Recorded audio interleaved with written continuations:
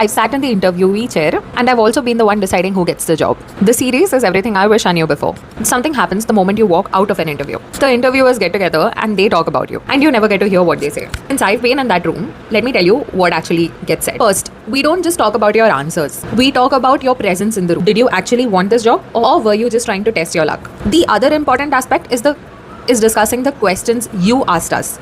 Good questions tell me that you've thought about this role before you entered the interview. Generic questions tell me that you didn't give it much thought. Now, two things that make people lose their job as soon as they leave the interview.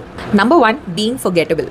Everything was fine, nothing was wrong, but nobody remembered anything specific about you. And this is more common than you think. If I'm interviewing 30 candidates, I need to remember something about you that distinguishes you from the rest of the people I interview. Most of the interviews happen over a couple of days or a couple of weeks. And number two would be a moment in the interview that just felt off. Maybe when we gave you a difficult question, you got defensive. Maybe when we asked you for a specific answer, you gave a very vague answer. It's one of those things that you cannot exactly explain, but everyone knows what it felt like. So here's the thing that nobody tells you before the interview. You don't need to impress everyone in that room equally. All you need is one person in your corner. One person who feels like there was something about you during the interview which makes them want to root for you, to fight for you. That can only happen when you give them a reason to remember you and something to hold on to from the interview.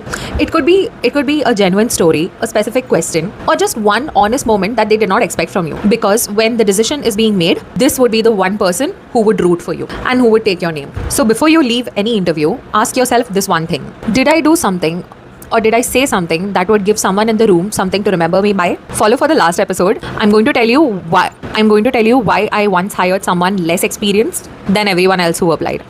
Bye.